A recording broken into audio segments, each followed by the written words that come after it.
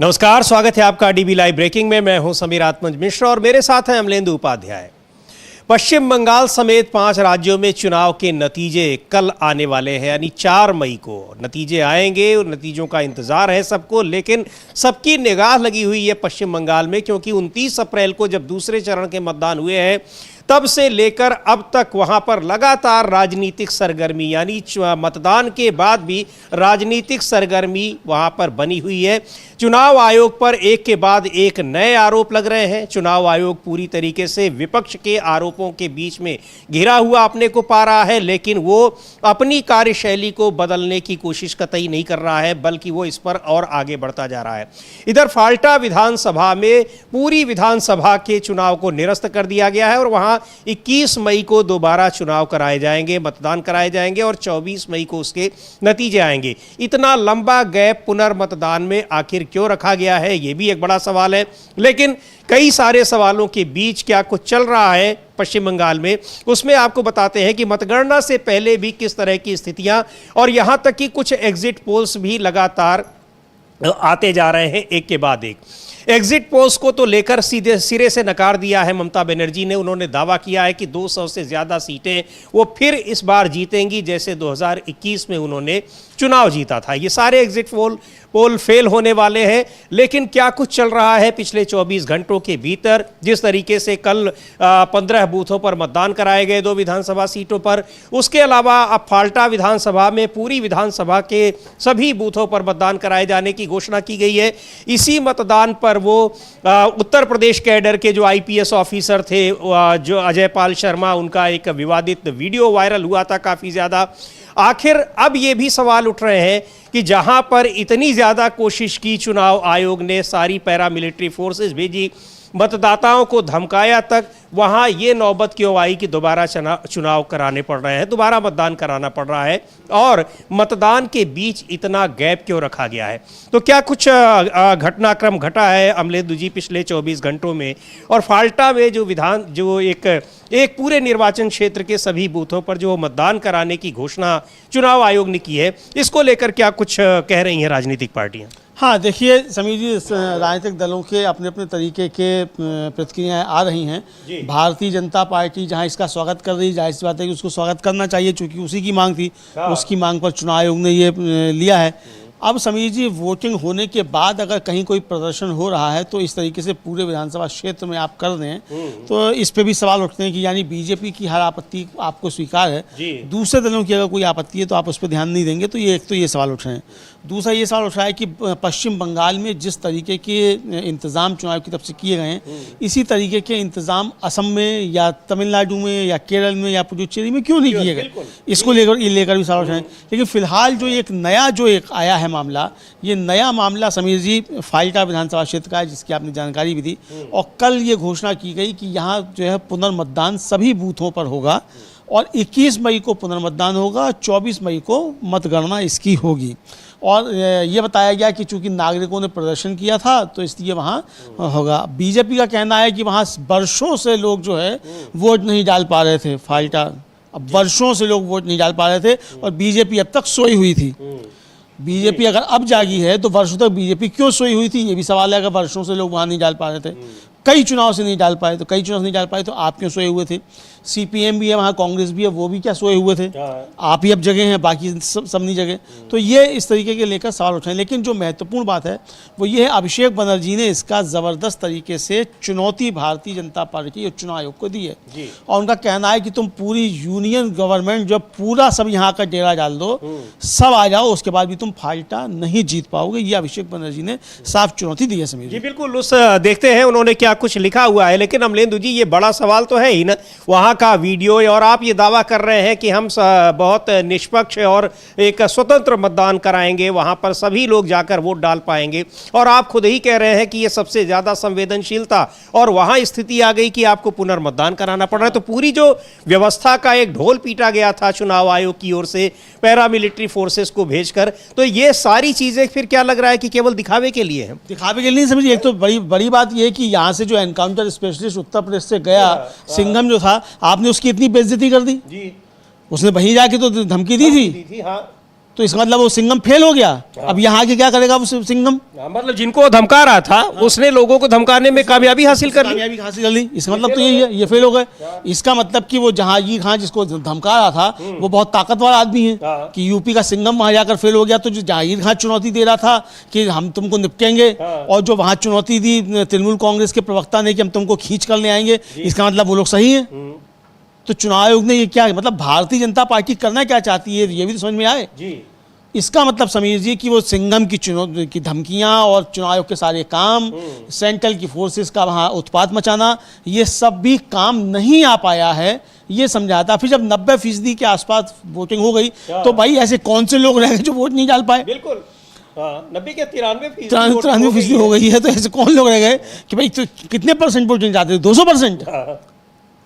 हाँ कि भैया बचे कौन लोग हैं जिनकी वजह से जो रह गए और आपको पुनर्मतदान आपको पुनर्मतदान कराना पड़ रहा है। आप अपने ही आंकड़ों को एक तरीके से गलत साबित करने पे तुले हुए हो। अपने आंकड़ों को आप गलत साबित करना, इसका मतलब आप कहना कि आपकी सेंट्रल की फोर्सेस जो थी वो नाकारा थी।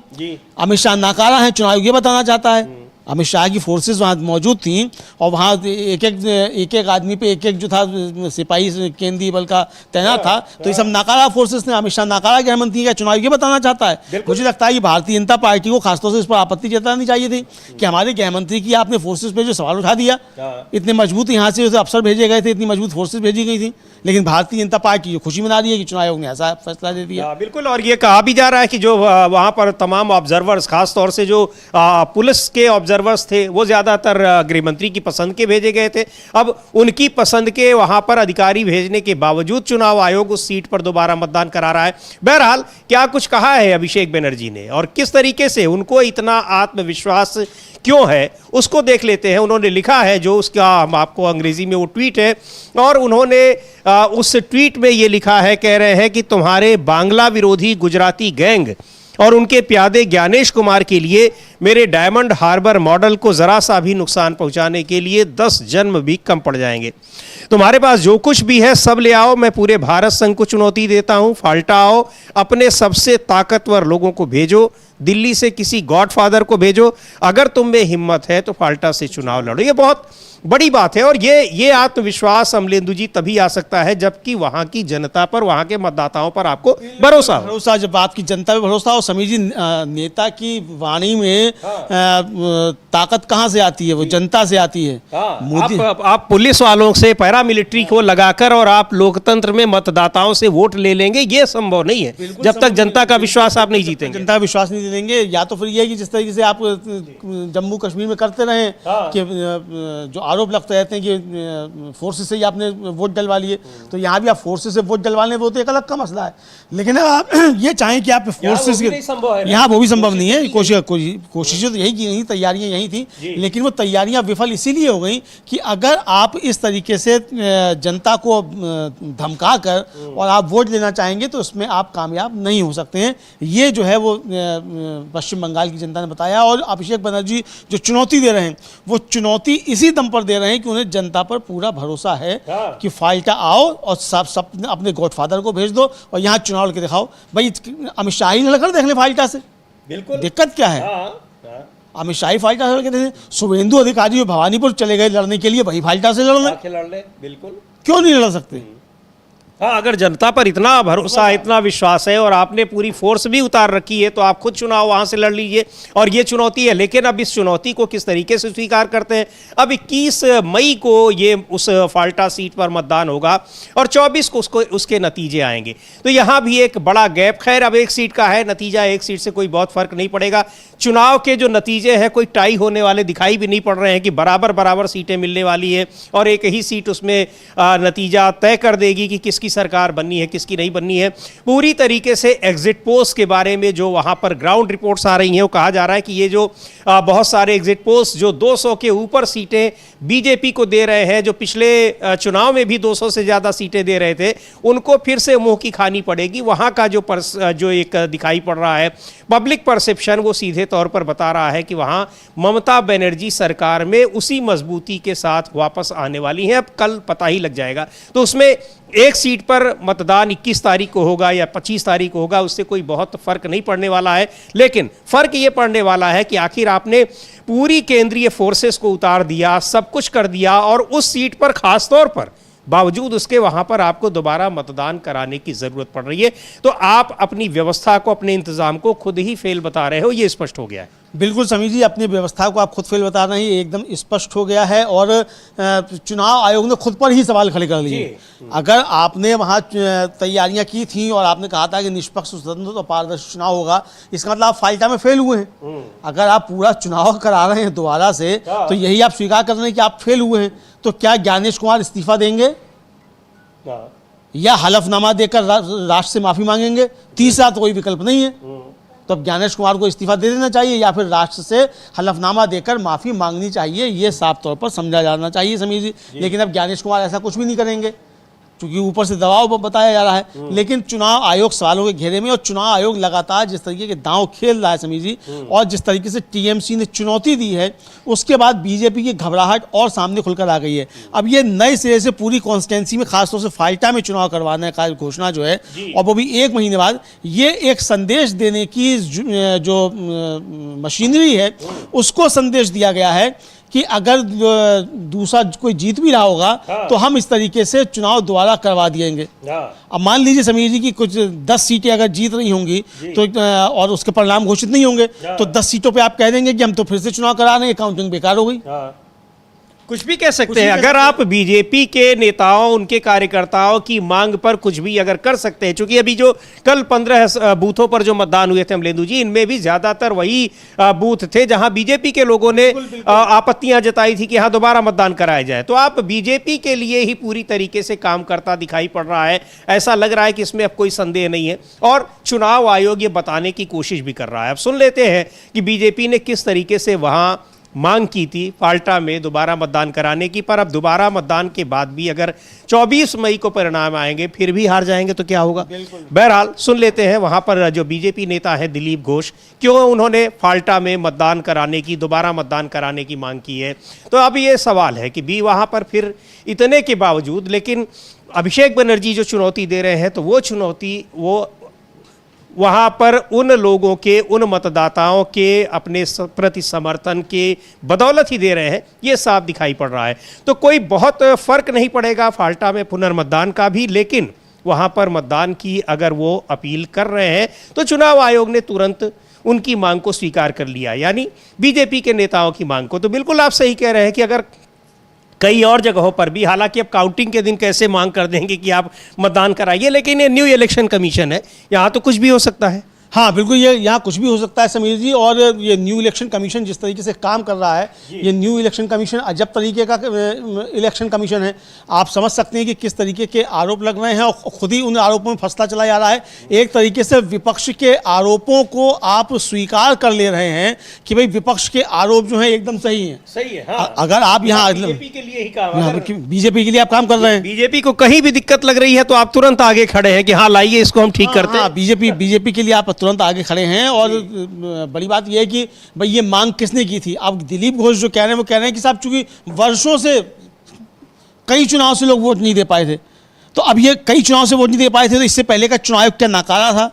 इससे पहले के चुनाव वर्षों से नहीं दे पाए थे, वर्षों से आप वहां, ये शायद दूसरे फेज में हुआ था, यहां पर मतदान हुआ था, वहां तो आप 123 सीटों पर हारे हुए थे। तो क्या फिर सारी सीटों पर, इसका मतलब आप जहां हारे हैं वहां लोग वोट ही नहीं डाल पा रहे हैं? जब सालों से वोट नहीं दे पाए थे तो पिछले साल आपने यहाँ क्यों मतदान की मांग नहीं की, पुनर्मतदान की? बिल्कुल, चुनाव आयोग तो तब भी आपका ही था। लोकसभा चुनाव भी आपने मांग की, तो भाई पिछले चुनाव में भी आपको मांग करनी चाहिए थी। जब आप कह रहे हैं कि सालों से वोट नहीं डाल पाए हैं, तो आपने कभी मांग क्यों नहीं की? पिछली बार भी आपने की, जबकि पिछली बार तो आपको सरकार बनाने की उम्मीद थी। 200 पार का आपको पार हो रहे थे आप, तब भी आपने नहीं कहा कि हम पुनर्मतदान कराया जाए, आपने मांग नहीं की, तब भी वहां कोई प्रदर्शन नहीं हुआ। और आज जब 93% पश्चिम बंगाल में मतदान हो रहा है, तब आप बता रहे हैं कि लोग सालों से वोट नहीं डाल पा रहे हैं। तो भाई ये भूतों ने आगे वोट डाल दिया क्या? ये सवाल है समीर। बिल्कुल बड़ा सवाल है। खैर सुन लेते हैं दिलीप घोष क्या कह रहे हैं, फाल्टा में क्यों मांग कर रहे हैं वहां दोबारा मतदान कराने की, और उनकी मांग स्वीकार भी कर ली गई है। फाल्टा पहले से ही नजर में, उसका पूरा हिसाब देखिए, कई साल से लोग वहाँ वोटिंग नहीं कर पाते, चाहे पंचायत, असेंबली, पार्लियामेंट, कुछ भी वोट हो। इसलिए पहले से ही वहाँ कड़ाई किया है चुनाव कमीशन। वहाँ का ऑब्जर्वर को जाके बोलना पड़ा था, गुंडों को चमकाना पड़ा था, फिर भी लोगों को घर घर जाके धमकाया। कल लोग रास्ता में आके प्रतिवाद किया कि हमें वोट से रोका जा रहा है। तो एक एक बूथ में से क्या गड़बड़ी हुई, क्या हुआ, पूरा डिटेल्स चुनाव कमीशन ने सामने लाया है। और इसलिए पूरा असेंबली में रिपोलिंग हो रहा है, ये होना चाहिए। और लोगों का लोकतांत्रिक अधिकार की ये सवाल है, उसको सम्मान किया है कमीशन ने। लोगों के लोकतांत्रिक अधिकारों का सम्मान किया है, क्योंकि बीजेपी के नेताओं की मांग थी कि वहां दोबारा हो, तो उसका सम्मान किया चुनाव आयोग ने और मांग स्वीकार कर ली है। बहरहाल वहां मांग स्वीकार कर ली है, लेकिन इस बीच जहां मतदान हो चुके हैं, मतपेटियां जहां रखी हुई है, ईवीएम मशीनें जहां रखी हुई है, वहां क्या कुछ हो रहा है वो अब तृणमूल कांग्रेस के तमाम नेता, तमाम कार्यकर्ता सारे जगहों पर स्ट्रांग रूम की रखवाली कर रहे हैं, बाकायदा बाहर बैठकर। कुणाल घोष और शशि पांड्या, बहुत सारे नेता हैं जो अपने अपने बूथों पर या दूसरी जगहों पर बाकायदा उसकी रखवाली कर रहे हैं। ये नौबत क्यों आई, ये बता चुके हैं हम आप कि कैसे वहां पर छेड़छाड़ की जा रही थी ईवीएम मशीनों से, बैलेट पेपर से, कहाँ स्ट्रांग रूम के भीतर, और वो उसी के सीसीटीवी फुटेज में बाहर आ गए हैं। तो अब उसको देखते हुए क्या यहाँ भी गड़बड़ी की जा सकती है, इसके लिए वहाँ रखवाली की जा रही है। इधर कैसे काउंटिंग के समय क्या कुछ करना है, कैसे रखवाली करनी है, इसको लेकर तृणमूल कांग्रेस की कल एक बड़ी बैठक भी हुई। और बैठक के बारे में लिखा है, तृणमूल कांग्रेस ने एक ट्वीट किया है कि आज हमारी माननीय अध्यक्ष ममता बनर्जी और हमारे माननीय राष्ट्रीय महासचिव अभिषेक बनर्जी ने 4 मई को होने वाली मतगणना से पहले हर विधानसभा क्षेत्र के काउंटिंग एजेंट्स के साथ एक महत्वपूर्ण वर्चुअल कॉन्फ्रेंस को संबोधित किया। उन्होंने हमारे काउंटिंग एजेंट्स को मतगणना की पूरी प्रक्रिया से विस्तार से अवगत कराया, उनके दायित्वों, जिम्मेदारियों और प्रक्रिया के हर महत्वपूर्ण चरण को स्पष्ट रूप से रेखांकित किया। साथ ही इस अत्यंत महत्वपूर्ण कर्तव्य का निर्वहन करते समय उन्हें सतर्क, चौकस और कर्मठ रहने का आग्रह किया। बंगाल की जनता ने विकास के पक्ष में, तृणमूल कांग्रेस के पक्ष में निर्णायक रूप से मतदान किया है। अपने चुनाव निशान को बता रही हैं जोड़ा फूल, और अब ये हमारी सामूहिक जिम्मेदारी है कि हम ये सुनिश्चित करें कि उनके इस लोकतांत्रिक जनादेश की रक्षा हो, उसे सुरक्षित रखा जाए और बिना किसी समझौते के उसकी निष्पक्ष मतगणना हो। तो ये मतगणना को लेकर वहाँ पर काफ़ी ज़्यादा एक सतर्कता बरती गई है, चूँकि जो मतगणना के समय जो मौजूद रहते हैं राजनीतिक दलों के एजेंट्स, उनको जानकारी होना बहुत ज़रूरी है, क्योंकि सेंट्रल फोर्सेस को कुछ पता नहीं रहता। हम लोग देख रहे थे कि कैंडिडेट्स तक को वो पोलिंग बूथ पर जाने से रोक रहे थे, उन्हें मालूम नहीं है, वो तो सीधे सीधे उनको भेज दे रहे थे, वापस कर दे रहे थे। उनसे लड़ाई वहाँ पर कौन करेगा। लेकिन जो एजेंट होते हैं वहाँ मतगणना के समय, उनको अंदर जाने की, हर चीज़ की एक वो पावर होती है, उनको वहाँ पर जाने की अनुमति रहती है। उन सारी चीज़ों को जानना उन्हें बहुत ज़रूरी है, जिसके लिए ये मीटिंग की गई। यानी सबसे महत्वपूर्ण बात वही है कि उन्हें सतर्क, चौकस और कर्मठ रहने की जरूरत है। ये जो मैसेज दिया गया है, तो पूरी सतर्कता बरती जा रही है, क्योंकि अभी भी आशंका है कि वहां भी गड़बड़ियां कर सकता है चुनाव आयोग बीजेपी के लिए।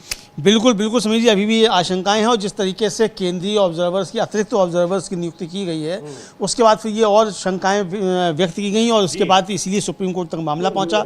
और सुप्रीम कोर्ट से फिर जो आदेश आया, उसके बाद जो है थोड़ी सी राहत की सांस आप समझते हैं ली जा सकती है। और कपिल सिब्बल ने चेतावनी भी दी है कि अगर गड़बड़ियाँ हुई तो हम फिर सुप्रीम कोर्ट चले जाएंगे। अब हालांकि सुप्रीम कोर्ट क्या करेगा ये तो हम नहीं कह सकते, सुप्रीम कोर्ट क्या करेगा और क्या नहीं करेगा। लेकिन जिस तरीके से ममता बनर्जी ने और तृणमूल कांग्रेस ने वहाँ तैयारियाँ की हैं समीर जी, इन तैयारियों को देखते हुए लगता है कि भारतीय जनता पार्टी में बहुत ज़्यादा घबराहट है, और ज्ञानेश कुमार जी मदद नहीं कर पा रहे हैं जिस तरीके की उन्होंने बिहार में मदद कर दी थी। ये शंकाएं व्यक्त की जा रही हैं, और इसीलिए ये समझा जा सकता है कि किस तरीके से वहाँ चीज़ें गलत आ रही हैं। और कल तो ममता बनर्जी ने एक बात जो थी बहुत स्पष्ट तौर पर अपने कार्यकर्ताओं को कही थी। एक तो उन्होंने कहा था कि भाई जब तक मैं प्रेस कॉन्फ्रेंस नहीं कर लूँ तब तक कोई भी बाहर नहीं जाएगा। दूसरा, बिना जीत का सर्टिफिकेट लिए कोई बाहर नहीं निकलेगा। तीसरा यह कि कहीं भी 500-700 वोटों से अगर हार जीत हो रही हो तो आप तुरंत रिकाउंटिंग की मांग करेंगे, उसको आप स्वीकार नहीं कर लेंगे। और समीर जी, जो पिछला चुनाव था 2021 का, उसमें 59 सीटें जो थी वो 500 से लेके और 5000 के बीच में हुई थी, और उनमें से 28 सीटें बीजेपी जीती थी। जी हाँ। 500 के आसपास जो सीटें थी। तो यानी अब ये इस तरीके ये गड़बड़ झाला किया जाएगा और इसीलिए जो केंद्रीय ऑब्जर्वर्स जो अतिरिक्त भेजे गए हैं वो इसीलिए भेजे गए हैं कि ऐसी सीटें जो हों वहाँ पर किया जाए और जो ऐसी सीटें उन पर वोट भी काफ़ी काटे गए हैं। तो इसका मतलब कि तृणमूल कांग्रेस ने सारे जो षड्यंत्र हो सकते हैं चुनाव आयोग और भारतीय जनता पार्टी के उनकी निशानदेही कर ली है और उसका एंटीडोट जो है वो भी तैयार कर लिया है कि आप जहर देंगे तो उस जहर से रक्षा कैसे की जानी है। तो ये तैयारियां चुनाव आयोग के खिलाफ और बीजेपी के खिलाफ तृणमूल कांग्रेस की साफ तौर पर दिखाई पड़ती हैं। हम बार बार चुनाव आयोग का जिक्र इसलिए कर रहे हैं बीजेपी के चुनाव के खिलाफ क्योंकि चुनाव आयोग ने खुद कहा, ट्वीट करके कहा था कि तृणमूल कांग्रेस को हम समझा देना चाहते हैं। तो यानी चुनाव आयोग जो है जो एक रेफरी के माध्यम मतलब होना चाहिए था वो रेफरी ना होगा, खुद एक प्लेयर बन गया भारतीय जनता पार्टी के साथ, खुद ही एक टीम के साथ खड़ा हो गया। बल्कि भारतीय जनता पार्टी जो है उस टीम में जो है वो सेकंड हो गई और कैप्टन उसका चुनाव आयोग हो गया है। तो ये इस तरह की चीजें, तो इसलिए लगातार जो है चुनाव आयोग के ऊपर हमले भी जारी हैं, चुनाव आयोग की निष्पक्षता पर सवाल भी उठ रहे हैं। अब लोग सवाल कह रहे हैं कि साहब ममता बनर्जी ने ऐसा क्यों कह दिया कि 500, अरे भाई तो जहां 507 से टीएमसी जीत रही होगी तो क्या बीजेपी वहां रिकाउंटिंग की मांग नहीं करेगी? अगर बीजेपी नहीं करेगी तो ममता बनर्जी नहीं करें। और नहीं तो इधर कांग्रेस पार्टी ने भी कहा है कि हम भी करेंगे मांग, अगर वहां पर बिल्कुल हम भी करेंगे और सबको करना ही चाहिए। तो ये है समीर जी। तो अब कांग्रेस के नेता हैं राकेश सिन्हा और उन्होंने भी इसको लेकर कहा है कि भाई किसी भी राजनीतिक दल की जो है दोबारा गिनती का अनुरोध करने का अधिकार है और जहां भी 400-500 वोटों से कोई जीतेगा तो हम भी दोबारा वोटों की गिनती की मांग करेंगे, ये एक वैध अधिकार है। तो हम लोग सुन सकते हैं राकेश सिन्हा क्या कह रहे हैं। कांग्रेस पार्टी के नेता हैं और पश्चिम बंगाल में वहां काउंटिंग को लेकर भी इस समय जो कुछ चल रहा है, चूंकि एक एक कदम पर चुनाव आयोग जो कुछ भी कर रहा है विपक्ष उन सारी चीजों से आशंकित है और उसके आशंकित होने के पीछे बहुत सारे कारण हैं जिनकी चर्चा हम लोग लगातार कर रहे हैं। तो राकेश सिन्हा को सुनते हैं क्या कह रहे हैं वो काउंटिंग को लेकर पश्चिम बंगाल में। नहीं, ये राइट है, अधिकार है किसी का भी, कोई भी राजनीतिक दल का, कि हम दोबारा गिनती की बात कर सकते हैं। तो हमें लगता है कि चूंकि एक भय तो है लोगों के अंदर दोनों से, टीएमसी के भी लोग भी जहां 400-500 वोट से जीतेंगे वहां हम भी काउंटिंग की बात करेंगे। तो ये तो अधिकार है। तो ये अधिकार है, जाहिर सी बात है अधिकार है, उसका अधिकार का अपने उपयोग करने का सभी को करना चाहिए अपने अधिकारों का। तो रिकाउंटिंग की मांग करना भी अधिकार है और वो सारी पार्टियां करेंगी। लेकिन ये इस रिकाउंटिंग को लेकर यानी 500-700 वोटों से हराने और जिताने का खेल भी होगा वहां पर। सबसे महत्वपूर्ण बात यह है और ये करेगा कौन, कौन कर सकता है, ये चुनाव आयोग की निगरानी में वहां मौजूद तमाम जो कर्मचारी हैं, सरकारी कर्मचारी हैं, उनके जरिए ये कराया जा सकता है, ये आशंका जताई जा रही है। बहरहाल फाल्टा में जो पुनर्मतदान कराने की जो खबर है उसको लेकर बहुत सारी राजनीतिक प्रतिक्रियाएं आ रही हैं, क्योंकि मांग उसकी बीजेपी ने की है और बीजेपी को, लेकिन एक बात नहीं समझ में आती अमलेंदु जी, बीजेपी ने वहां पुनर्मतदान की मांग क्यों की? क्या उसको लग रहा है क्या कि वहां पर वो पुनर्मतदान होगा तो वो जीत जाएगी? ये इसलिए नहीं कि वो जीत जाएगी पुनर्मतदान में, ये संदेश देने के लिए कि हम ये भी करा सकते हैं। मतलब ये किन प्रकार है, हमको सरकार बनानी है। अगर आपकी 50 सीटें जीत रही होंगी तो हम 50 सीटें इस तरीके से कैंसिल करवा के और उन पर पुनर्मतदान की मांग कर देंगे ताकि कम पे जो है अब वो 50 सीटें चिन्हित कर ली जाएंगी जो टीएमसी जीत रही है, उन 50 सीटों की कह दिया जाएगा यहाँ तो चुनाव फिर से होगा, नहीं दिया जाएगा। अब 50 सीटें अगर कम हो जाएंगी तो फिर सरकार बनाने के लिए कम की आवश्यकता होगी ना, तो सरकार बना ली जाएगी, फिर अपनी सरकार में चुनाव कराया जाएगा। ये रणनीति समझी जा रही है फाल्टा के पीछे। तो ये अब देखना ये है कि इसमें कामयाब कितना होते हैं और क्या ये स्थिति आ भी पाती है कि नहीं आ पाती है कि आप 50 सीटों पे जो है वो आप कम मार्जिन से जो है हार रहे हो कम मार्जिन से, ये उस पे दोबारा मतदान करा के आप सरकार बनाने की स्थिति में आ जाए। तो ये परिस्थितियां पैदा भी होंगी कि नहीं होंगी, क्योंकि जरूर थोड़ी है कि जो आपने सोचा है वही हो। वो एक कहावत है ना समीर जी, अब छोड़िए वो कहावत है, वो कहना नहीं चाहिए। तो बहरहाल लेकिन सुनते हैं क्या कह रहे हैं सुरेंद्र राजपूत, कांग्रेस पार्टी के नेता हैं। फाल्टा में जो पुनर्मतदान कराए जाने की कोई नई बात नहीं है, लेकिन हाँ पूरी की पूरी विधानसभा सीट पर, लोकसभा सीट पर पुनर्मतदान कराया जाना ये मामूली घटना भी नहीं होती है। 1-2 बूथ पर तो अक्सर होते रहते हैं, लगभग हर चुनाव में इस तरह की स्थितियां आती हैं, लेकिन पूरे की पूरी विधानसभा क्षेत्र का निर्वाचन रद्द करके वहां पर दोबारा मतदान कराया जाए तो ये असामान्य घटना कही जा सकती है। उस पर क्या कह रहे हैं कांग्रेस के प्रवक्ता सुरेंद्र राजपूत, उनको सुनते हैं। जिस तरीके से पुनर्मतदान का चुनाव आयोग आदेश दे रहा है उससे स्पष्ट है कि चुनाव आयोग अपने कार्य करने में पूरा फेल रहा है, अयोग्य है, असक्षम है और नाकारा है। जैसा हम लोग पहले से आरोप लगा रहे थे कि पारदर्शी नहीं है, आज की डेट में फाल्टा सहित पूरे बंगाल में सिर्फ सेना लगानी रह गई थी। बख्तरबंद गाड़ियां लगा दी, सीएपीएफ के 2.5 लाख से ज़्यादा जवान लगा दिए। वो जो सुपर कॉप जिनको बताते हैं अजय पाल शर्मा तक को लगा दिया। उसके बाद भी अगर वहाँ पुनर्मतदान हो रहा है तो ये चुनाव आयोग की और शासन प्रशासन की गंभीर चूक है। ऐसे में तो ज्ञानेश कुमार जी को इस्तीफा दे देना चाहिए। जितना जो आदमी एक विधानसभा में चुनाव नहीं करा सकता वो पूरे देश में कैसे चुनाव कराएगा, ये बात ज्ञानेश कुमार जी को बतानी चाहिए और अपने पद से नैतिकता के आधार पर त्यागपत्र दे देना चाहिए। यही बात कह रहे हैं सुरेंद्र राजपूत भी, अमलेंदु जी, कि आखिर आप एक निर्वाचन क्षेत्र पर आप नहीं करा पा रहे, पूरे देश में आप चुनाव कराएंगे, कैसे कराएंगे? ऐसे ही कि आपने पूरे जो एक लोकसभा में पूरे देश भर में जितनी फोर्सेस भेजनी थी आपने पश्चिम बंगाल में भेज दी, और फिर भी आपको स्थितियां आ रही हैं कि 2-2 विधानसभा के कई बूथों पर, 15 बूथों पर आपने कल कराया। उसके बाद अब आप यहाँ पर फाल्टा में 21 मई को निर्वाचन करा रहे हैं। कभी बीच में हो सकता है कि कुछ जगहों के लिए आप कर क्या रहे हैं? बिल्कुल मजाक आपने पूरे सिस्टम का बना दिया है, पूरे सिस्टम और चुनाव आयोग को ही एकदम मजाक के में परिवर्तित कर दिया है। बिल्कुल चुनाव आयोग को ही पूरे मजाक में परिवर्तित कर दिया है और कोई शर्म नाम की चीज नहीं बची है। मतलब सरकार भी शर्मनिरपेक्ष, बीजेपी तो शर्मनिरपेक्ष है ही, और चुनाव आयोग भी शर्मनिरपेक्ष। किसी भी तरीके की कोई लज्जा जो है वो बची ही नहीं है कि आप संवैधानिक पद पर बैठे हुए हैं, आप एक संवैधानिक संस्था हैं। लोकतंत्र की सबसे बड़ी जिम्मेदारी आपके ऊपर है स्वतंत्र, निष्पक्ष, पारदर्शी चुनाव कराने की, और उसी में आप खुद गड़बड़ियों में शामिल हैं। मतलब खुद गड़बड़ियों में चुनाव आयोग शामिल है। ये विपक्ष के जो आरोप हैं इसको आप सच करते हुए नजर आते हैं, विपक्ष की आशंकाओं को आप खारिज करते हुए नजर नहीं आते हैं।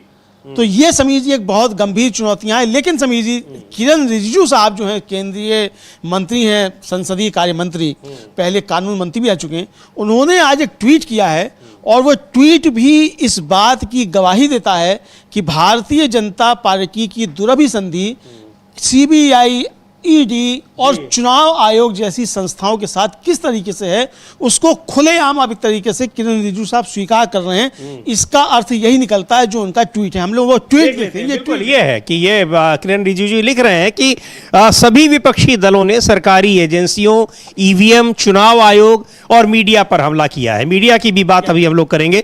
और अब वे न्यायपालिका को निशाना बना रहे हैं। उन्हें यह एहसास नहीं है कि वे भारतीय लोकतंत्र की बुनियाद पर ही हमला कर रहे हैं।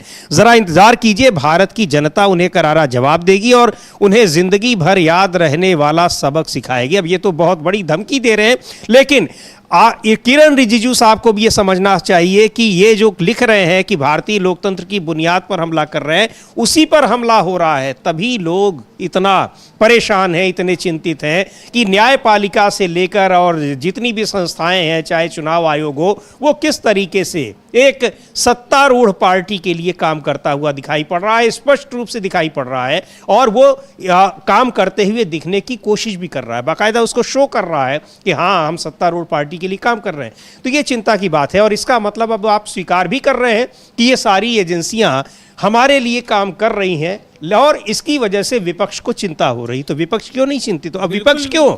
बहुत सारे लोग हैं जो चिंतित हो रहे हैं। बिल्कुल चिंतित होंगे समीर जी। सबसे बड़ी बात यह कि आप न्यायपालिका की बात कर रहे हैं तो सुप्रीम कोर्ट संविधान का कस्टोडियन है जी। और अगर संविधान की रक्षा सुप्रीम कोर्ट नहीं करेगा तो सुप्रीम कोर्ट पर भी सवाल उठेंगे। और सुप्रीम कोर्ट भी आलोचनाओं से परे नहीं है, जज साहब भी आलोचनाओं से परे नहीं है। आपके आदेश को मानना मजबूरी हो सकती है, लेकिन आपके आदेश पर आपत्ति जताना जो है वो हमारा अधिकार है, मौलिक अधिकार है। तो इसलिए जो है ये आप न्यायपालिका की बात कर रहे हैं, भाई न्यायपालिका की बात कर रहे हैं। बिहार के चुनाव से पहले जून में जो था पहली याचिका गई एसआईआर के खिलाफ कि चुनाव आयोग को संवैधानिक अधिकार प्राप्त नहीं है एसआईआर कराने का। आज तक उस पर आदेश नहीं आया। बिहार में चुनाव हो गया, सरकार बन गई, 6 महीने में दूसरा मुख्यमंत्री भी बन गया और अगले 5 राज्यों में चुनाव होने जा रहा है और सुरक्षित रखा हुआ है आपने फैसला उस पर। और अभी तक ये नहीं आया कि चुनाव आयोग को ये कराने का अधिकार है भी कि नहीं है। तो न्यायपालिका पर उंगलियां क्यों नहीं उठेंगी? और उसके बाद न्यायपालिका से टिप्पणियां आती हैं कि अगर 93 लाख लोग वोट नहीं डाल पाएंगे तो क्या है, अगली बार वोट डाल लेना। तो जज साहब क्या जरूरी है कि आपको अभी जो सीजीआई बनाया जाए, आप भी 10 साल के बाद सीजीआई बन जाइएगा। इस तरह की टिप्पणियां भी की जा सकती हैं। तो क्यों न्यायपालिका कटघरे में नहीं होगी? न्यायपालिका में तो सब जाके कटघरे में खड़े होते हैं, लेकिन अगर वो सब वही है ना कि सावन जब आग लगाए तो कौन बुझाए। तो अगर न्यायपालिका से इस तरीके की टिप्पणियां आएंगी तो इन टिप्पणियों पर सवाल क्यों नहीं उठेगा? बिल्कुल। अच्छा, एक चीज और भी आप देखिए, अब ले दीजिए, अब ये जो अभी किरण रिजिजू का जो ट्वीट है, इसी संदर्भ में हम लोग बात करें। न्यायपालिका की जो बात हो रही है, कल जो पिटीशन थी तृणमूल कांग्रेस की कि वहां पर सरकारी जो कर्मचारी हैं, केंद्र सरकार के कर्मचारी हैं, केवल उनको क्यों नियुक्त किया जा रहा है, उस पर जिस तरीके से किरण रिजिजू मीडिया की भी बात कर रहे हैं कि लोग मीडिया पर भी हमला कर रहे हैं, तो मीडिया का भी पूरा मीडिया चला रहा है कि तृणमूल कांग्रेस को जबरदस्त झटका। अब सुप्रीम कोर्ट को भी ये देखना चाहिए कि उसके जो आदेश है उनका कैसे इंटरप्रिटेशन किया जा रहा है, कि क्या ये उसको झटका है और कैसे झटका है, क्या जो लोग बता रहे हैं। अब इस पर हम लोग सुनेंगे जो टीएमसी की तरफ से तृणमूल कांग्रेस की ओर से जो वकील वहां पर उपस्थित हुए, कपिल सिब्बल, वो हैरान रह गए कि भाई पूरा दिन मीडिया ये चला रहा है कि तृणमूल कांग्रेस को झटका लग गया, आखिर कैसे झटका लग गया, तो सुनेंगे। लेकिन इस पर क्या स्वतः संज्ञान लेकर मीडिया को भी एक संदेश देने की जरूरत नहीं, लेकिन सुप्रीम कोर्ट की ओर से कोई उस पर हैरानी नहीं जताई गई। नहीं, कोई हैरानी नहीं जताई गई। इंटरप्रेट कर रहा है। हाँ, हालांकि इस पे हैरानी जताई जाती है कि जो लाइव कवरेज होती है उसका जो है संदेश गलत चला जाता है। इस पे तो हैरानी जताई है, लेकिन किस तरीके से सुप्रीम कोर्ट के आदेशों की अपने तरीके से मनमानी व्याख्या करके खबरें चलाई जाती हैं, इस पर सुप्रीम कोर्ट ने भी कोई आपत्ति नहीं जताई। पूरी दुनिया ने, देश ने तो यही देखा ना कि सारे दिन हर मीडिया, जो तमाम मीडिया ये चलाता रहा। हालांकि हम लोगों ने बहुत अपने इस ब्रेकिंग में भी, तब उसके पहले वो आ गया था आदेश, और इस यहाँ पर स्पष्ट किया, उस समय भी ब्रेकिंग लाइव हो रहा था। उसी समय हम लोगों ने इसको कहा था कि ये तो बहुत बड़ा झटका चुनाव आयोग को है। जी हाँ, कि भाई उसने ये आपको मानना पड़ा कि वहां खड़े होकर चुनाव आयोग को स्वीकार करना पड़ा, और ये चुनाव आयोग ने ही स्वीकार किया कि राज्य सरकार का ही अधिकारी है जो रिटर्निंग अफसर है, और उसी के पास सर्वाधिकार सुरक्षित है। सबसे ज्यादा अधिकार उसी के हैं, वो राज्य सरकार का ही है, और अन्य दलों के वहां मतगणना एजेंट भी हैं। तो इसलिए कोई नहीं है, और उसकी रिकॉर्डिंग भी की जाएगी। 45 दिन तो सीसीटीवी रिकॉर्ड भी रखे जाएंगे। और इसी पर सुप्रीम कोर्ट ने कहा है कि चूंकि चुनाव आयोग ने यह कहा है, इसको हम रिकॉर्ड पर लेते हैं, और इनके ये कहने के बाद अब इसमें किसी आदेश की आवश्यकता नहीं है। तो यही तो डिमांड थी। बिल्कुल। अब उसको कानूनी भाषा में क्यों आपत्ति जताई मीडिया में, जिस तरह से सुप्रीम कोर्ट के आदेश के उलट खबरें चली, उसको लेकर कपिल सिब्बल क्या कह रहे हैं, चूंकि वो कानून के जानकार हैं, बेहतर तरीके से उसको बता सकते हैं। एक बार सुन लेते हैं। उन्होंने, हालांकि वो काफ़ी विस्तार से उन्होंने बताया है, लेकिन जो मूल बात है कि उसको कैसे बिल्कुल सुप्रीम कोर्ट के आदेश से उलट प्रचारित किया गया मीडिया के जरिए, उस पर क्या कह रहे हैं कपिल सिब्बल, उनको सुनते हैं। सबसे पहले मैं स्पष्टता के साथ ये कह दूं कि मैं अक्सर जब किसी मामला, जो मामला कोर्ट में रहता है और उसमें मैं वकील होता हूं, तो मैं अक्सर उस पर कोई टिप्पणी देता नहीं। लेकिन ये एक एक्सेप्शन है, और इसलिए मैं यहाँ आया हूं क्योंकि जो आपका जो मेन स्ट्रीम मीडिया है, वो जो कोर्ट में हुआ है उसके अलग खबरें चला रहे हैं। ऐसी खबर के हमारी जो याचिका है वो डिसमिस हो गई। ये अपने आप में गलत है। हुआ क्या कि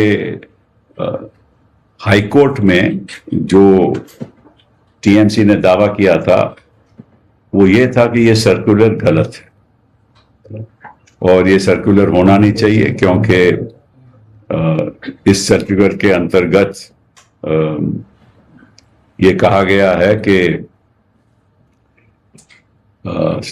कमीशन को ये जानकारी है कि, और कई जगह से जानकारी मिली है कि वहाँ इलेक्शन के दौरान कुछ प्रॉब्लम्स होने वाली हैं हर बूथ में। तो इस वजह से इलेक्शन कमीशन ने ये तय किया है कि हर बूथ पे एक सेंट्रल गवर्नमेंट का नॉमिनी होगा, सेंट्रल गवर्नमेंट ऑफिसर की नियुक्ति की जाएगी। और हाई कोर्ट में ये मामला जब आया तो ये कहा गया कि वहाँ ऑलरेडी इलेक्शन कमीशन के मुताबिक, तो ये सीधे सीधे कह रहे हैं कि मीडिया में जो कुछ सुप्रीम कोर्ट ने कहा उसके बिल्कुल उलट चलाया गया। बिल्कुल बिल्कुल। और ये कह रहे हैं कपिल सिब्बल, और कल भी हम लोगों ने समीर जी यही चर्चा की थी, और पूरे दिन में हम लोगों ने देखा कि इस मीडिया ने यही चलाया कि टीएमसी को बड़ा झटका, असल में अखबारों ने भी छापा। ये समीर जी सब जो है ये एक नैरेटिव बनाने की लड़ाई जो है, उसमें मीडिया किस तरीके से बीजेपी के साथ शामिल है, इसको किरण रिजिजू साहब का ट्वीट जो है वो साबित कर देता है। न्यायपालिका को भी अब उन्होंने अपने साथ खड़ा कर लिया है। हालांकि पश्चिम बंगाल में तो न्यायपालिका से ऐसी चीजें आती नहीं है। जज साहब डाइस पर बैठकर कह देते हैं मैं तो चुनाव लड़ूंगा और इस्तीफा दे रहा हूँ, लड़े और जीत के भी आ गए। एक जज साहब जो रिटायर होने के बाद कहते हैं मैं तो आरएसएस से जुड़ा रहा हूं। तो ऐसा सब कुछ हो रहा है न्यायपालिका के अंदर। बीजेपी की प्रवक्ता होती हैं और उनको जज बना दिया गया। सीजेआई साहब जो हैं रिटायरमेंट के बाद होते हैं वो आरएसएस के कार्यक्रम में पहुंच जाते हैं। तो ये सब चीज़ें देखने को आ रही हैं। तो इस तरीके की अगर चीज़ें होंगी तो सवाल तो निश्चित तौर पर उठेंगे भी न्यायपालिका के ऊपर भी, क्यों नहीं उठेंगे। लेकिन अगर रिजिजू साहब जो है इसके साथ अपने ट्वीट में ये शामिल करेंगे तो फिर ये संदेश देने की कोशिश कर रहे हैं कि न्यायपालिका भी हमारी है, तो आप क्या कर सकते हैं। तो अगर न्यायपालिका भी आपकी हो गई है, न्यायपालिका भी अगर संविधान की कस्टोडियन नहीं रही, तब तो फिर इस देश के अंदर लोकतंत्र की कोई बात ही नहीं है। बिल्कुल, चूंकि आखिरी एक उम्मीद जो होती है वो न्यायपालिका से होती है, और न्यायपालिका ही अगर एक पार्टी एक संस्था उसके प्रति एक अपने को जवाबदेह समझने लगेगा तो फिर किससे उम्मीद रहेगी। इसीलिए न्यायपालिका पर भी सवाल उठाने का लोगों को हक है। ऐसा नहीं है कि ये हक नहीं है, और इसी संविधान ने दिया है जिस संविधान के जरिए न्यायपालिका में वहां पर बैठे हुए जजों को तमाम अधिकार मिले हुए हैं। तो बहुत ही महत्वपूर्ण है। लेकिन ये बड़ा सवाल है कि आखिर इस तरह का पूरे देश भर में ये एक गलत इंटरप्रिटेशन हुआ, लेकिन उस पर भी संज्ञान लेना चाहिए था सुप्रीम कोर्ट को कि उसी के आदेश को, उसी के फैसलों को कैसे गलत तरीके से बताया जा रहा है। बिल्कुल उल्टा जो बात कह रहे हैं कपिल सिब्बल। एक चीज़ और बड़ी महत्वपूर्ण है अमलेंदु जी, चूंकि ये पूरी पिटीशन जो थी ये अधिकारियों की नियुक्ति को लेकर थी। चुनाव आयोग को ऐसा कोई अधिकार आचार संहिता में या उसके नहीं मिला हुआ है कि वो जाकर किसी राज्य में अगर चुनाव हो रहे हो तो वहाँ पूरी मशीनरी को बदल दे। जिन अधिकारियों के खिलाफ होती हैं शिकायतें होती हैं उनको बदल देते हैं, लेकिन ऐसा नहीं करते कि जैसे एक सरकार से हटकर दूसरी सरकार आती है तो वो पूरी मशीनरी बदल देती है कि आप चीफ सेक्रेटरी और डीजीपी से लेकर जिलों के कलेक्टर और एसपी तक बदल दीजिए। लेकिन यहाँ पर चुनाव आयोग ने वही काम किया। बिल्कुल, यहाँ पर चुनाव आयोग ने वही काम किया। और समीर जी अभी जो इस पर भी बात करेंगे, और अभी जो किरण रिजिजू साहब कह रहे हैं कि साहब न्यायपालिका पर उस पर मीडिया पर भी हमला किया। कल ही वर्ल्ड प्रेस फ्रीडम की रिपोर्ट आई है, और उसमें वर्ल्ड प्रेस फ्रीडम इंडेक्स जो है उसमें भारत और नीचे पहुंच गया। तो ये मोदी जी के कार्यकाल में हो रहा है। लगातार गिरावट आ रही है 12 वर्षों में। वर्ल्ड प्रेस फ्रीडम इंडेक्स जो है उसमें भारत लगातार नीचे गिरता चला जा रहा है। तो अच्छा, भाई आएगी क्यों नहीं अमलेंदु जी। सरकारी टेलीविजन चैनल पर बैठकर वहां के एंकर विपक्ष के नेता को गालियां देंगे सार्वजनिक रूप से, तो क्या वो मीडिया उसको क्या कहा जाएगा। बिल्कुल बिल्कुल सही बात है। इसको क्या कहा जाएगा। और जिस तरीके से बैठकर जो है वहां कराई जाती हैं वो चीजें, और देखिए स्ट्रांग रूम में गड़बड़ियों की शिकायतें आ रही हैं लगातार, अभी भी आ रही हैं। जी हाँ। अभी भी एक खबर आई है समीर जी, और वो विजुअल है वो हम लोग दिखाएंगे कि टीएमसी वर्कर्स जो कह रहे हैं कि एक कार जो कलकत्ता से ये है कि एक कार जो है जिसपे बीजेपी का लोगो लगा हुआ था वो स्ट्रांग रूम के अंदर जो थी वो बिना चेकिंग किए हुए उसे जाने दिया गया, और उसको लेकर वहाँ काफ़ी ज़्यादा बवाल मचा हुआ। वो विजुअल भी है, और एक कार्यकर्ता जो बात कर रहे हैं वो भी आ गया, उसको भी हम लोग देख सकते हैं कि क्या वहाँ पर हो रहा है। और ये उनका आरोप है कि स्ट्रांग रूम के अंदर बीजेपी का लोगो लगी एक सफ़ेद कार को बिना किसी जाँच के अंदर जाने दिया गया। एक टीएमसी कार्यकर्ता जो कह रहे हैं कि वह कार अंदर चली गई, एक सफेद कार थी जिसके आगे बीजेपी का लोगो लिखा था और पीछे आर्मी लिखा हुआ था। पुलिस ने कार्रवाई की कार की जांच नहीं की, और किसी कार को अंदर जाने की अनुमति कैसे दी जा सकती है ये हम लोग देखते हैं वहां पर कैसे वहां स्ट्रांग रूम की सुरक्षा, वो बीजेपी की अगर स्टिकर लगी हुई गाड़ी है तो उसके लिए वो कोई उसका मायने नहीं रहता है। सुनते हैं वहां पर क्या हो रहा है पश्चिम बंगाल में, स्ट्रांग रूम की सुरक्षा व्यवस्था कैसी रखी गई है। नहीं गाड़ी वहां से निकल गया, तो उन्होंने मुझे एक बंदे को लेकर गया, मैं गया वहां पे जाकर चेक कराया, गाड़ी नहीं था, गाड़ी को पीछे से वहां से भी एक रास्ता है वो चल गया है, अंदर गया था बट वो पीछे से एक रास्ता है, स्कॉर्पियो था, ऐसे स्कॉर्पियो जो आ रहा है, आई थिंक यही है, नहीं ये नहीं है, ऐसे स्कॉर्पियो था, व्हाइट स्कॉर्पियो था, पीछे आर्मी लिखा था।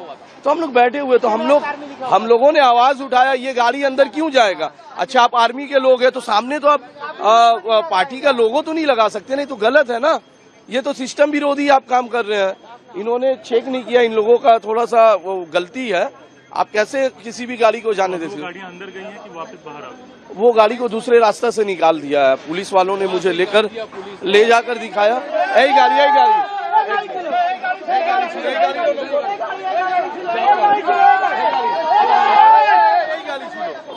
देखा आपने?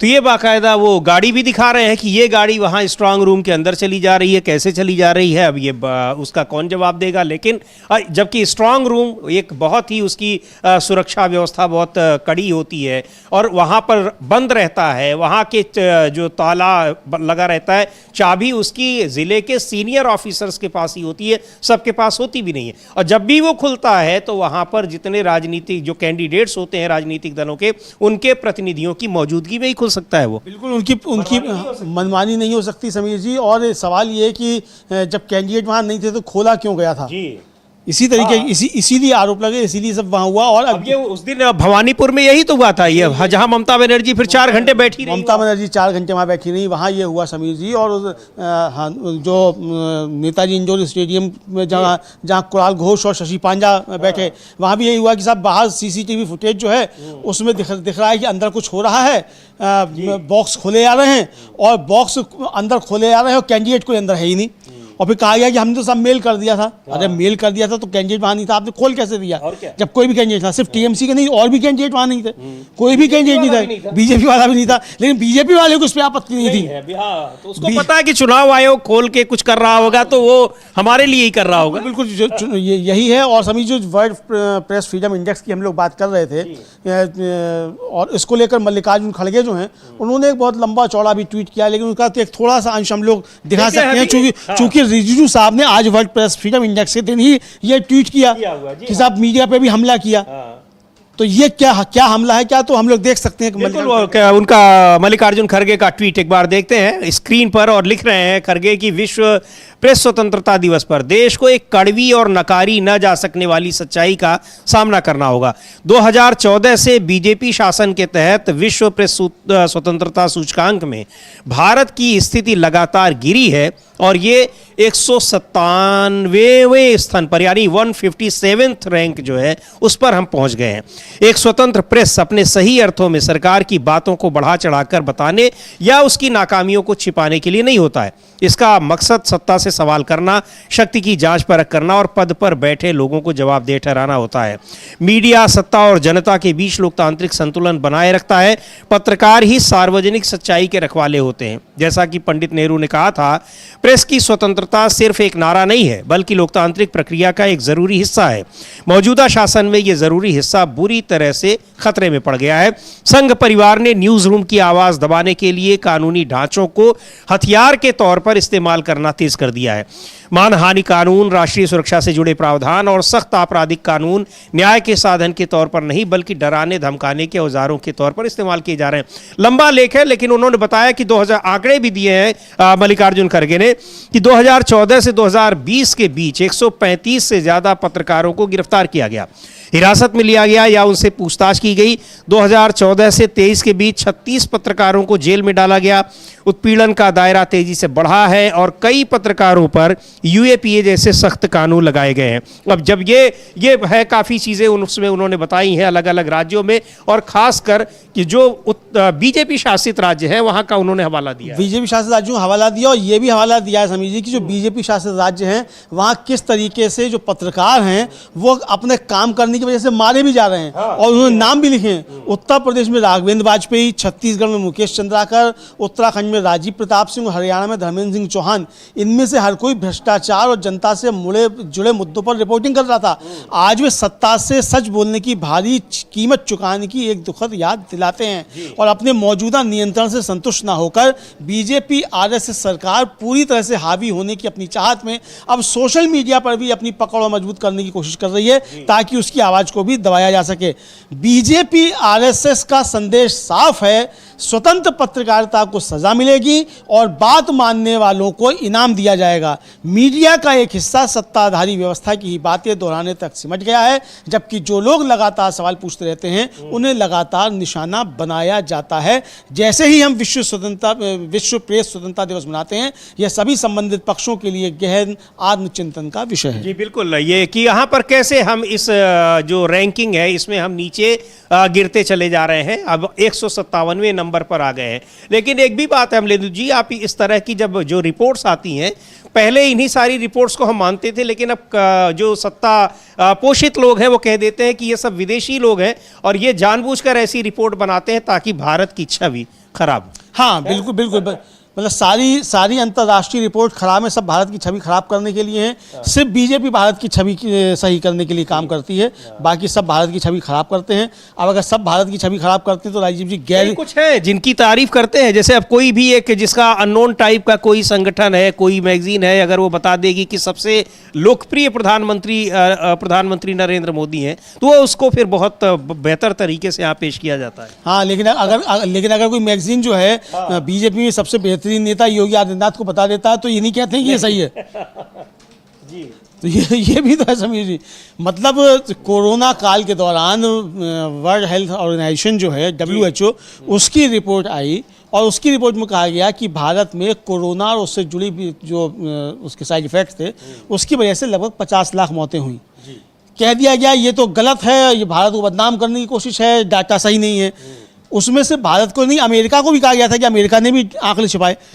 अमेरिका ने तो नहीं कहा कि ये रिपोर्ट गलत है, यहाँ से तुरंत कहा गया कि गलत है। और तब कहा गया कि जब बताया गया था कि वो डॉक्टर हर्षवर्धन जो थे वो WHO की उसमें शामिल हो गए थे, जो कोई सी कमेटी होती है उसके अध्यक्ष हो गए थे, देखो भारत का कितना गौरव बढ़ा है, उसी में आई थी रिपोर्ट उसी समय।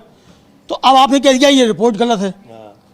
तो अब ये रिपोर्ट अगर कोरोना काल के दौरान गलत है, इसलिए ये आपने जो बातें कही, तो उसके बाद फिर अब आप जो है चुपके से स्वीकार भी कर लेते हैं कि हाँ मौतें हुई।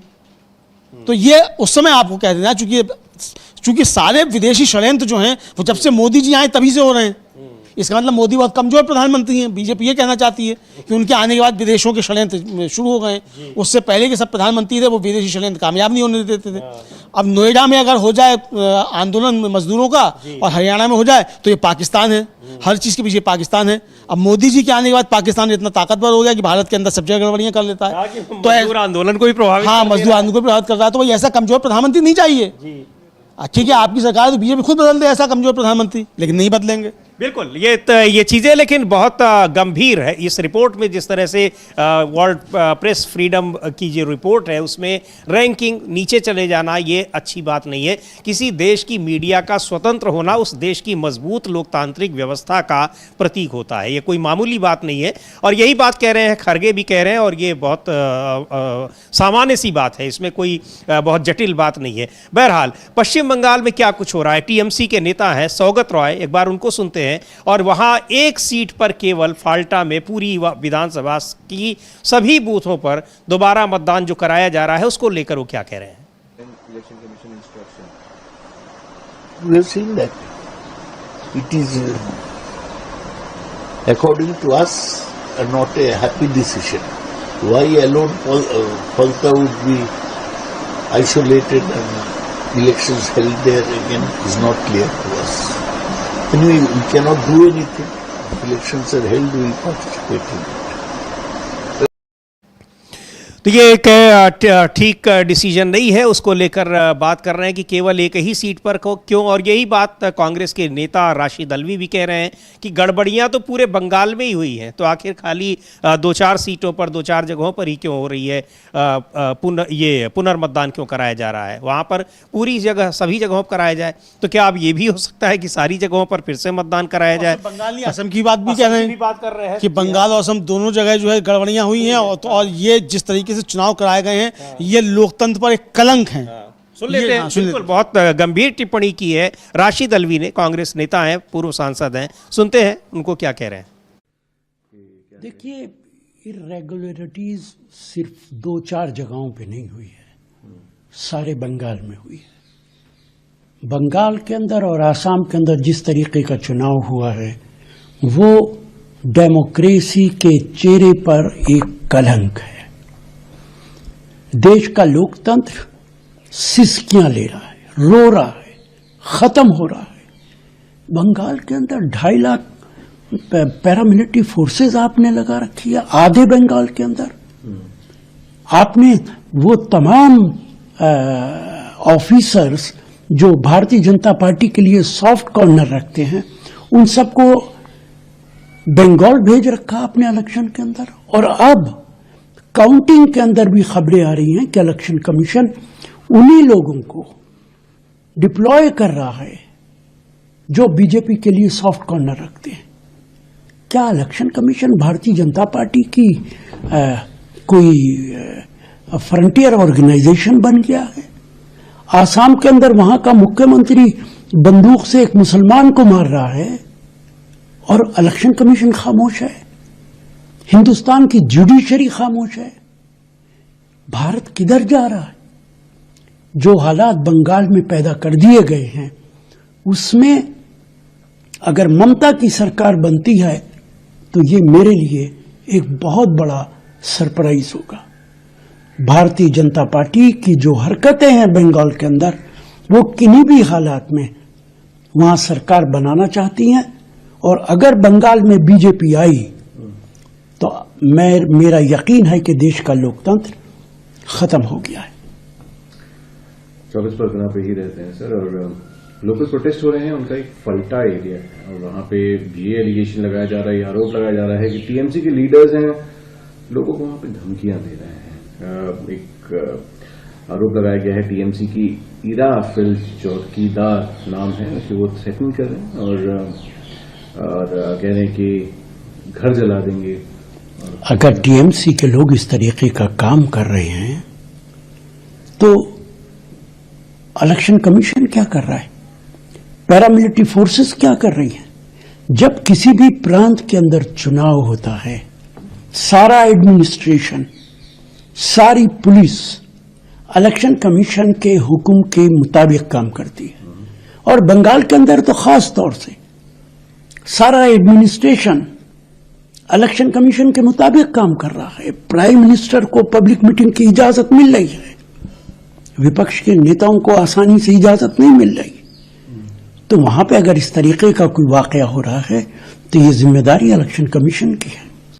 तो बहुत गंभीर टिप्पणी, और जो एक चिंता है वो बहुत महत्वपूर्ण है अमलेंदु जी। और ये चिंता केवल ऐसा नहीं कि वो कांग्रेस पार्टी के नेता हैं, विपक्षी पार्टी के हैं, टीएमसी के हैं, उनकी चिंता है। ये जो एक नागरिक समाज है, तमाम देश के नागरिक हैं, प्रबुद्ध लोग हैं, उनकी ये चिंता है कि अगर यहाँ इस तरीके से चुनाव आयोग पार्टी के लिए, सत्तारूढ़ पार्टी के लिए या किसी भी पार्टी के लिए अगर वो काम कर रहा है तो फिर ये देश के लोकतांत्रिक ढांचे को बिल्कुल खत्म कर देने जैसा है। बिल्कुल खत्म कर देने जैसा। और बहुत महत्वपूर्ण सवाल वो उठा रहे हैं राष्ट्रीय अध्यक्ष। यही बात हम लोग भी कर रहे थे समीर जी, कि अगर फाल्टा में इस तरीके का काम टीएमसी के लोग कर रहे थे, वोट नहीं डालने दे रहे थे, तो जो 90-93% जो वोटिंग हुई है तो ये किन लोगों ने की?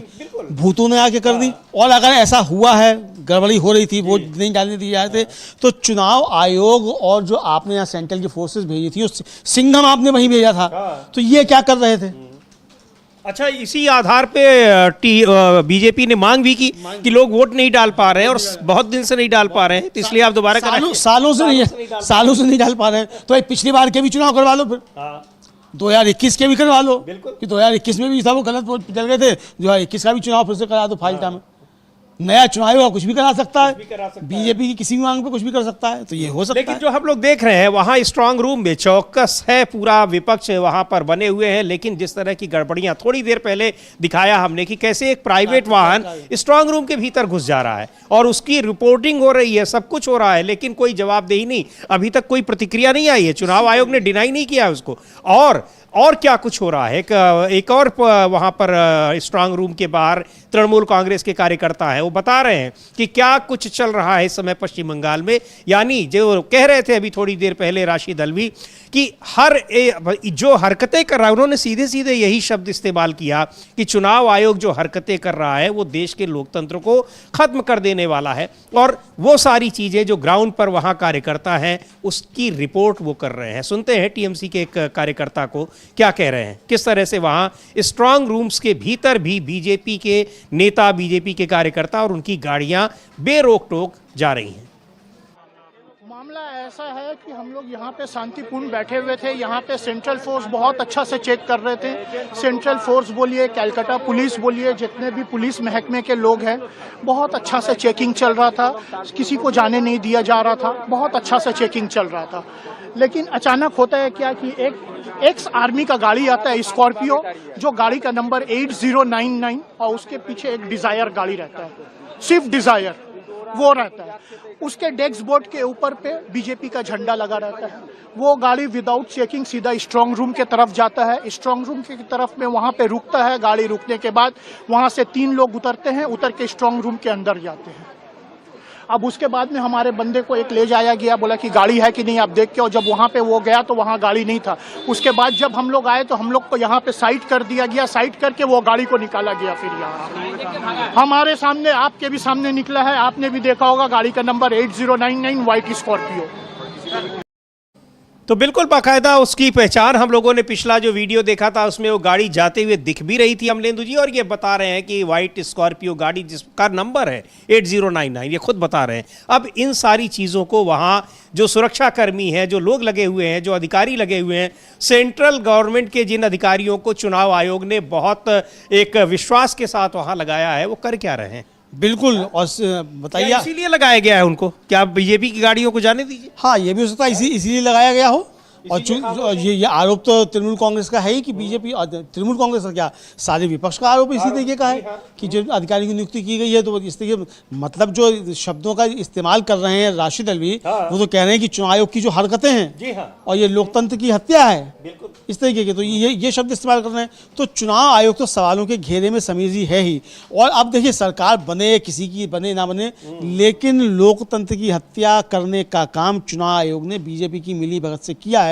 इस विषय में कोई दो राय नहीं रह जाती हैं, चाहे सरकार ममता की बने हो, चाहे बीजेपी की बने हो, चाहे कांग्रेस की बने या वाम मोर्चा की बने, किसी की भी बने, ये तो मतलब इसमें अब कोई दो राय बचती नहीं। बिल्कुल वहां पर, और क्योंकि जिस तरीके से पिछले कई चुनाव से देखा जा रहा है, चाहे महाराष्ट्र हो, हरियाणा हो, दिल्ली हो, बिहार हो, और अब जहां जिस तरीके से असम और पश्चिम बंगाल में जो कुछ भी हो रहा है, तो अब इनके जरिए वो किस तरीके से यहाँ पर मतदान सुनिश्चित करने का प्रयास कर रहा है। लेकिन जो बात कही किरण रिजिजू ने कि लोग जो हैं वो विपक्षी पार्टियां वो मीडिया को जो और जुडिशरी तक को घेर रही हैं, तो जुडिशरी को भी क्यों नहीं घेरेंगी अगर ये सारी चीज़ें जुडिशरी को नहीं दिखाई पड़ रही हैं।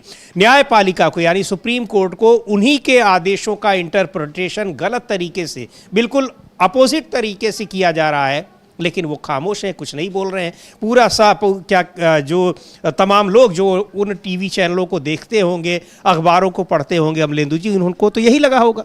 इसका मतलब याचिका खारिज हो गई तृणमूल कांग्रेस की, और वहाँ पर तृणमूल कांग्रेस को बहुत ज़बरदस्त झटका लगा है। बीजेपी की एक तरीके से चुनाव आयोग की जीत हो गई है, जबकि झटका दिया गया वो चुनाव आयोग को कि आप तो अपने ही नियम जो बनाए हैं, आप उन्हीं नियमों का पालन नहीं कर रहे, और आपसे मांग ही यही की जा रही है कि कम से कम आप अपने बनाए नियमों का तो पालन करिए।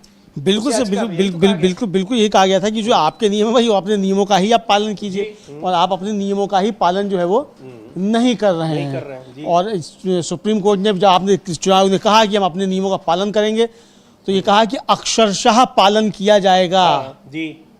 अक्षरशः ये सुप्रीम कोर्ट में चुनाव आयोग ने कहा, और अपने आदेश में भी सुप्रीम कोर्ट ने कहा कि चूंकि चुनाव आयोग ने कहा है कि उस सर्कुलर का अक्षरशः पालन किया जाएगा, इसलिए अब इसमें कोई आदेश की आवश्यकता नहीं है। बिल्कुल। और याचिका खारिज नहीं की गई है। जी हाँ, कोलकाता हाईकोर्ट ने याचिका खारिज की थी। यहाँ आदेश आया है कि अब इसमें किसी और आदेश की आवश्यकता नहीं है, चूंकि चुनाव आयोग ने यहाँ ये स्वीकार कर लिया है कि उस सर्कुलर का अक्षरशः पालन किया जाएगा। और यही जो थी याचिका में मांग की गई थी कि आप जो अपने बनाए हुए नियम है, जो सर्कुलर है, आप उसका पालन करिए। आपसे कुछ अतिरिक्त उम्मीद नहीं की जा रही है, आप अपने ही नियमों का पालन नहीं कर रहे हैं, जिसकी वजह से वहां पर तृणमूल कांग्रेस को जाना पड़ा सुप्रीम कोर्ट में, और फिर सुप्रीम कोर्ट ने कहा कि आप करिए और आपको करना पड़ेगा। वादा भी किया चुनाव आयोग ने, जो बताया अमलेंदु जी ने कि हम अक्षरशः उसका पालन करेंगे। तो ये आदेश सुप्रीम कोर्ट का आया है, उसमें याचिका खारिज नहीं की गई, लेकिन उसका किस तरीके से इंटरप्रिटेशन, उसकी व्याख्या हो रही है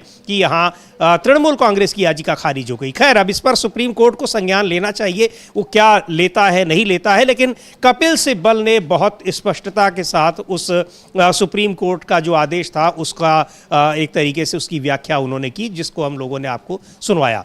बहरहाल अब क्या कुछ है, जो कुछ भी है, अब कल नतीजे आ ही जाएंगे। नतीजों में क्या होता है वो भी सब समझ में आ जाएगा। एग्जिट पोल्स कैसे किए गए, क्या किए गए, क्यों किए गए, उन सब के पीछे भी जो बातें होती हैं, जो वजह है, वो सब भी स्पष्ट हो जाएगी। एक सूचना और दे दी जाएगी, कल सुबह 6 बजे से हमारे चैनल पर आपको पल पल की रिपोर्ट मिलेगी, कौन आगे कौन पीछे, माइनर ब्लॉक लेवल तक की जो आपको सब सूचना मिलेगी, कौन आगे चल रहा है कौन पीछे चल रहा है, 5 राज्यों की। तो सुबह 6 बजे से हम लोगों के साथ जुड़िएगा और लगातार लाइव आपको हम शाम तक जो है, जब तक कि रिजल्ट पूरा नहीं आ जाएगा तब तक लाइव चलता रहेगा और आपको हम पल पल की रिपोर्ट देते रहेंगे। जी बिल्कुल, डीबी लाइव के साथ आप रहिएगा। आपको सारी जगहों की काउंटिंग क्या चल रही है, केवल कौन जीत रहा है कौन हार नहीं रहा है, वहां पर जो मतगणना स्थल है वहां चल क्या रहा है, उन सब की भी रिपोर्टिंग आप तक हम पहुंचाएंगे। तो आप जुड़िएगा, सुबह 6 बजे से ये लाइव कार्यक्रम होगा और जब तक परिणाम आ नहीं जाते हैं। इस कार्यक्रम को अब यहीं समाप्त करते हैं। मुझे और अमलेंदु उपाध्याय को दीजिए अनुमति।